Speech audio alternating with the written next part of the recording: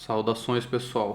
Nesse clima de fim de ano aí, aproveitando que vocês estão entrando em férias aí, mostrar um projeto um pouco diferente, mais descontraído aí que eu fiz durante a quarentena. Eu até chamei de projeto quarentena isso aqui, tá? Então, nesse momento ali eu tava estudando um monte de coisa, né, como sempre, né, e uma das coisas que eu estava estudando era eletrônica, né, então nada muito a fundo, assim, eu nunca fui muito avançado nessa parte, né, então eu estava aprendendo algumas coisas ali bem básicas de eletrônica, né, e pensei, poxa, eu preciso de um objeto de estudos aí, né, alguma coisa que eu possa mexer sem ter medo de queimar, de estragar, enfim, né.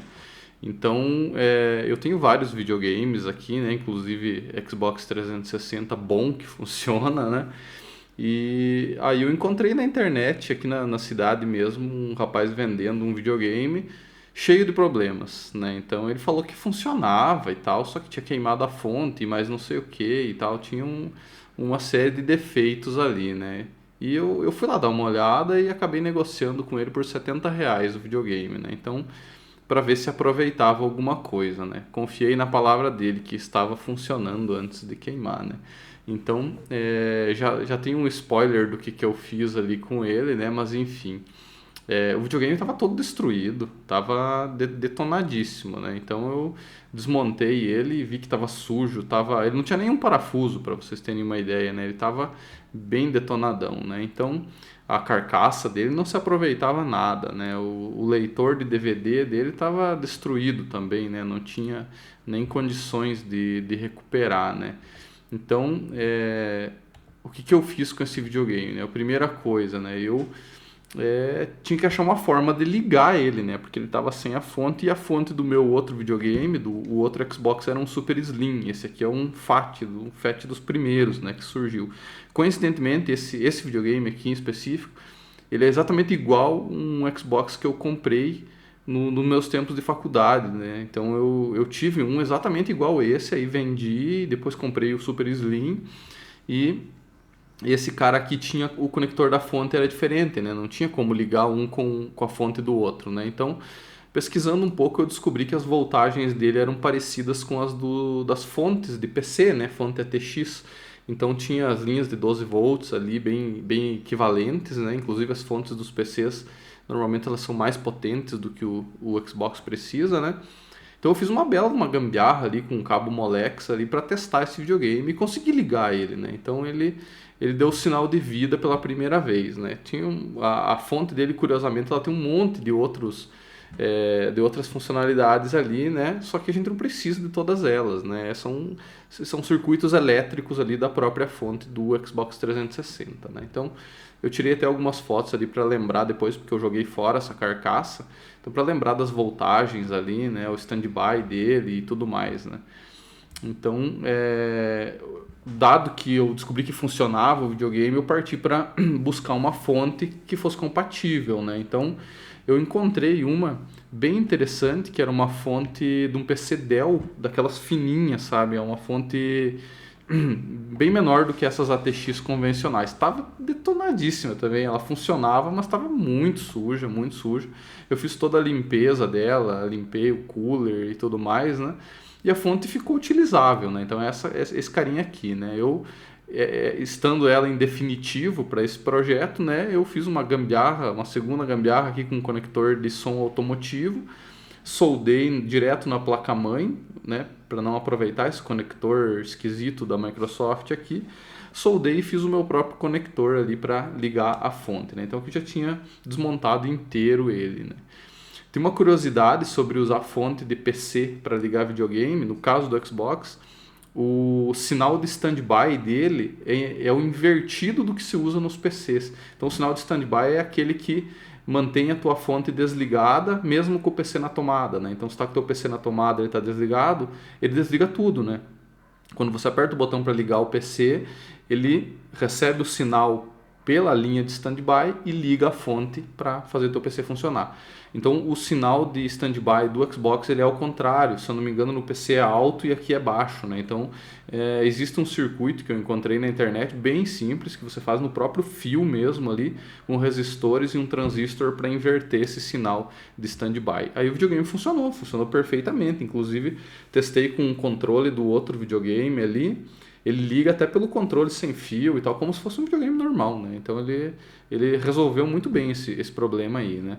Então aqui ele já estava montado funcionando, né? Então já estava dando sinais de vida, né? Aí eu passei para fazer uma manutenção do videogame, né? Para ver o que tinha de por dentro ali, né? Porque ele estava parado há muito tempo, segundo o antigo dono, né? E uma das coisas que eu notei foi que a pasta térmica já não era mais nem pasta, né? Já tinha secado há muitos anos, né? Então eu fiz uma boa limpeza ali nos dissipadores deles e coloquei uma pasta térmica de boa qualidade ali para resolver o problema, né?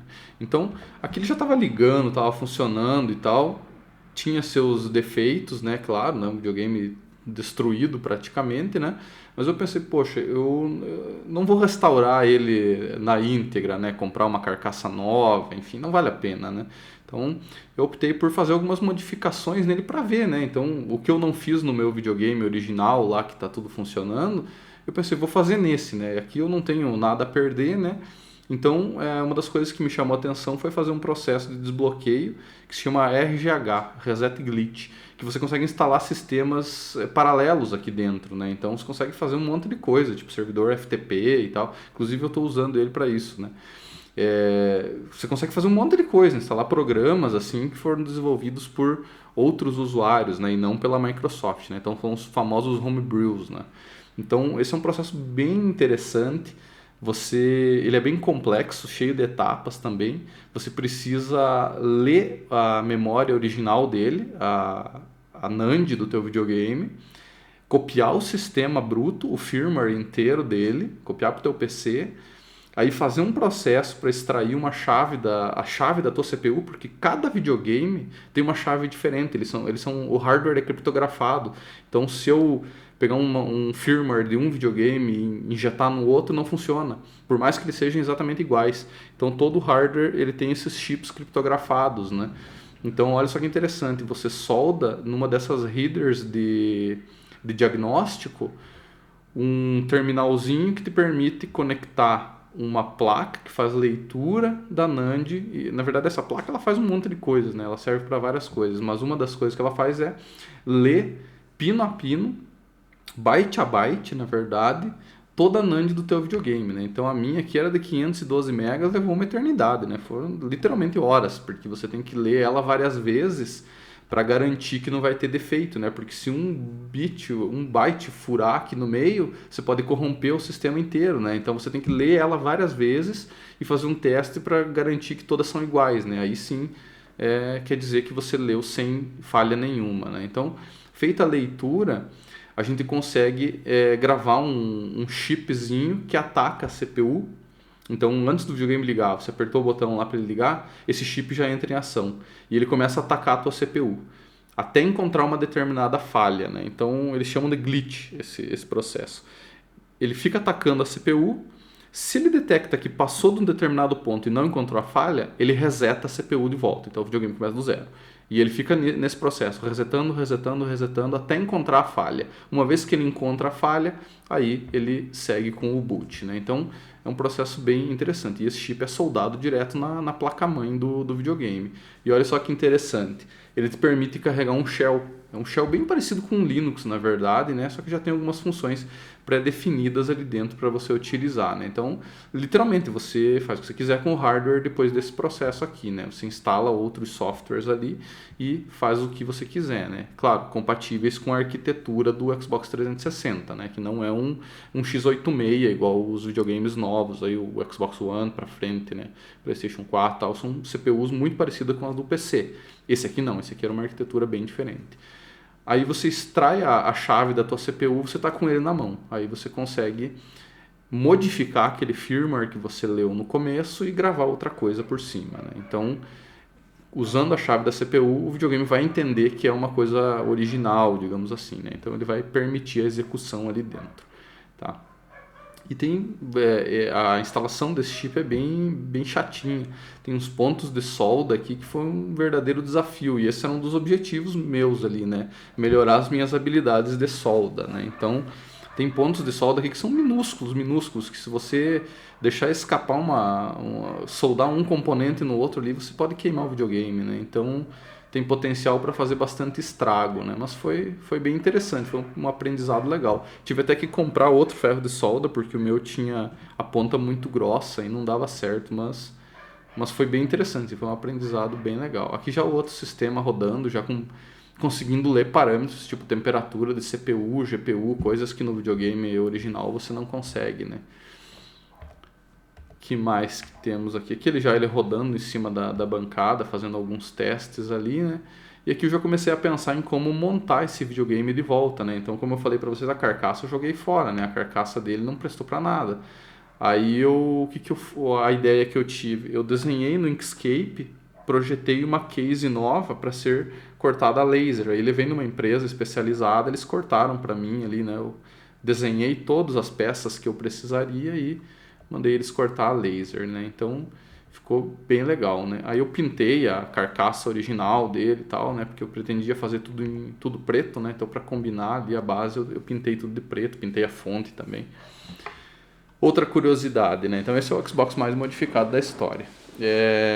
Esse videogame ele não tinha HD nativamente, né? O proprietário me vendeu sem nada, sem acessório nenhum, né? E um HD de Xbox, ele é plugado nessa porta aqui, né? Então isso aqui ficava, se eu não me engano, na parte de cima do videogame, assim, originalmente, né? E é uma porta proprietária, então você não consegue ligar outro tipo de HD aqui, né? Só que tem um porém.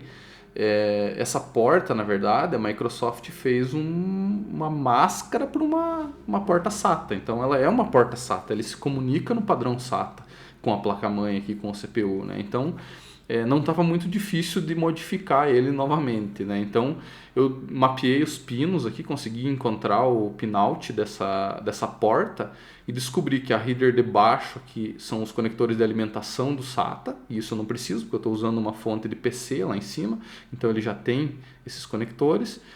E os de cima aqui são os dois canais de comunicação do SATA, né? Então ele tem o A e o B, positivo e negativo, e se eu não me engano são 4 fios de aterramento, né? Então o aterramento se aterra em qualquer lugar da carcaça, né? Então eu soldei aqui num ponto e soldei os outros.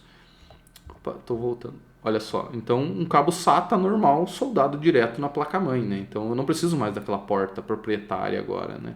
E ele já reconheceu, eu coloquei um HD de notebook aqui para testar, ele reconheceu, né? Claro, aparecia não formatado porque ele não estava no formato do Xbox, né? Mas depois eu formatei e ele ficou certinho. E aqui a versão final dele, já com a carcaça de acrílico que eu mandei cortar, né? O rapaz dobrou lá para mim.